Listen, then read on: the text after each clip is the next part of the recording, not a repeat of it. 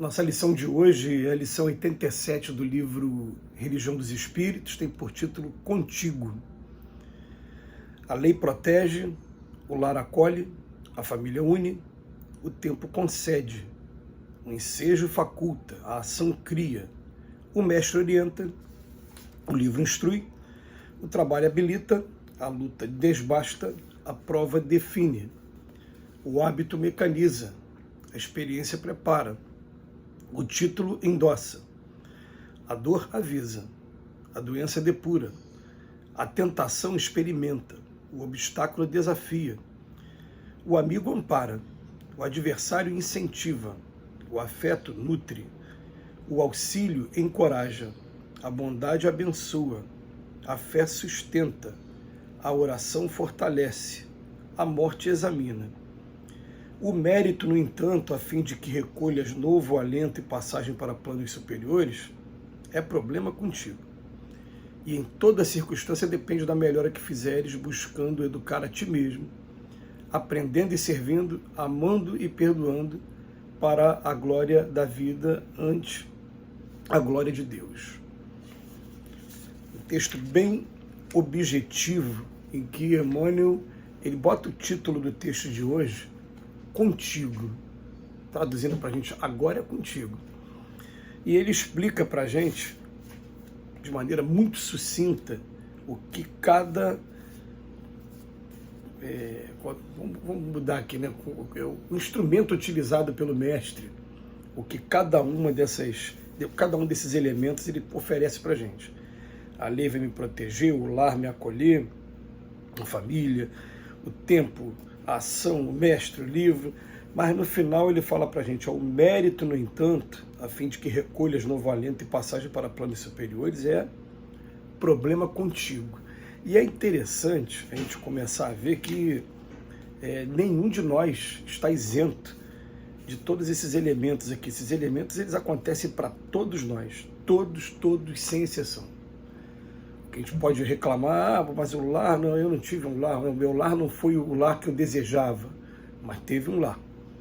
Teve família também. A família foi desconstruída. A gente tem que estender um pouquinho mais esse conceito de família também, né? A nossa família passa a ser as pessoas que convivem com a gente, e é interessante que é muito comum, por exemplo, eu tenho um grupo de futebol que o pessoal fala, nós somos todos uma família. Teve um período que eu fui militar que a gente falava, nós somos todos uma família, ali era mesmo, porque nos momentos difíceis um protegia o outro. Eu tenho recordação, por exemplo, de retornar de um acampamento, muito gripado, e um amigo simplesmente fala, não, dorme ali na minha cama, eu vou dormir aqui na tua cama que ficava embaixo do ventilador. E ele ficou a noite tossindo e eu ficava, pô, cara, troca aí, não, dorme aí, não esquenta a cabeça não. Esse conceito de família só precisa ser ampliado. Às vezes a gente está passando por situações difíceis e está tendo um grupo ali reunido que se chama família. O tempo, o trabalho que habilita, o livro que instrui, a luta que desbasta, prova, a tentação experimenta, tudo está acontecendo com a gente. Agora, se a gente conseguir fazer aquele conselho de Santo Agostinho de todo dia à noite, a gente fala assim porque a gente lê isso toda hora, mas às vezes passa em branco, né, essa reflexão. Falando do meu caso pessoal. Mas todo dia à noite colocar a cabeça no travesseiro e dar uma passagem pelo dia, como é que foi o dia de hoje, aonde eu falhei, em que eu preciso melhorar, tem como eu já começar a consertar, reparar alguma coisa que eu tenha feito de errado no dia anterior, e dali a gente já começa essa empreitada, que é a empreitada que vale mais a pena, que é a empreitada da busca do Pai, pelo Pai, através da nossa reforma mesmo. Então o mérito vai ser problema nosso. Em todas as circunstâncias vai depender da gente a melhora, né? E a gente vai ter um jargão, né, que é o jargão mais verdadeiro, né? A responsabilidade tem o tamanho do conhecimento. Quanto mais conhecimento a gente tenha, mais a gente responde depois.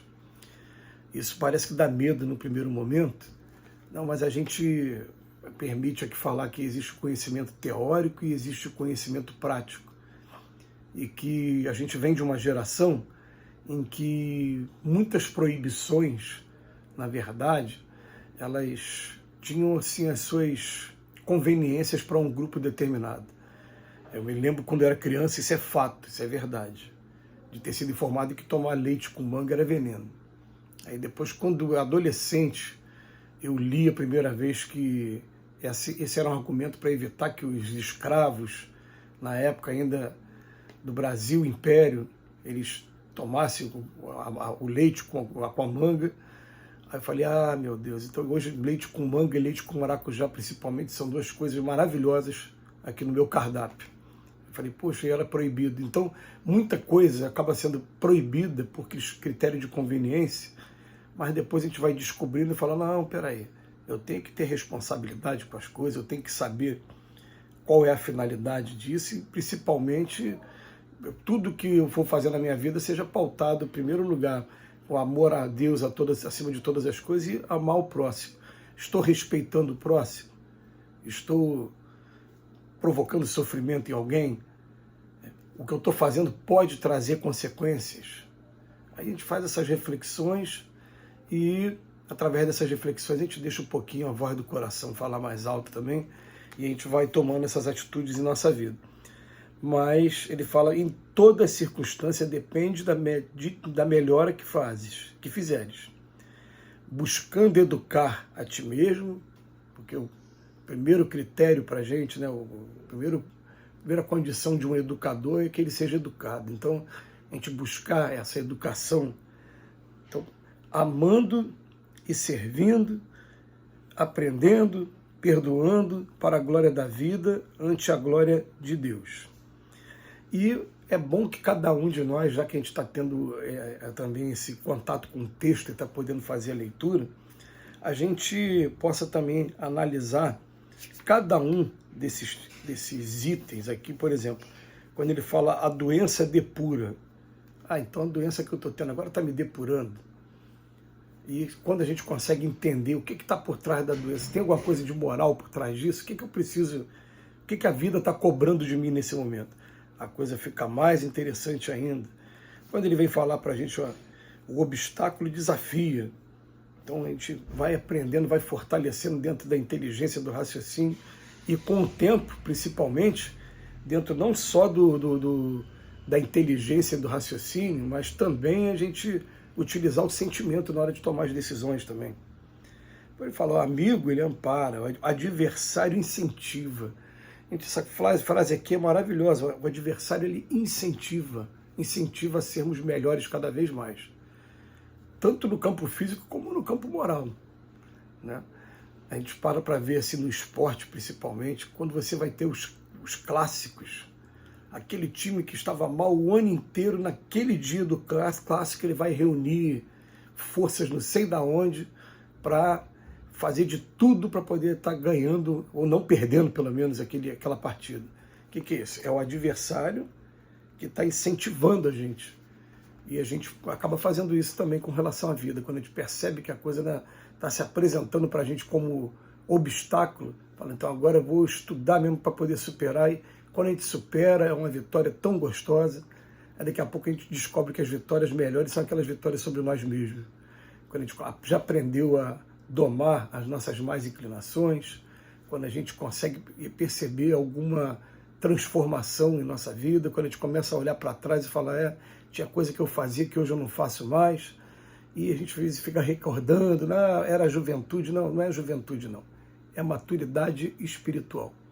A gente vai encontrar jovens que já trazem essa maturidade conquistada em encarnações passadas e que por isso eles têm um comportamento ímpar, diferenciado. A gente também está conquistando, está nessa luta, mas o objetivo é contigo, agora é comigo. A gente tem que parar com essa coisa de terceirizar tudo. A culpa de eu ser assim foi dos meus pais que não souberam me cuidar de mim da maneira correta. Deus não me proporcionou um ambiente que eu pudesse arrumar trabalho cedo. E vai assim, de desculpa em desculpa em desculpa, a gente vai adiando esse progresso até descobrir que todos aqueles que estão lá na vanguarda passaram por todas essas dificuldades e todos esses testes. Mas eles venceram. E agora? Agora é com cada um de nós aqui. Que Jesus nos abençoe hoje e sempre.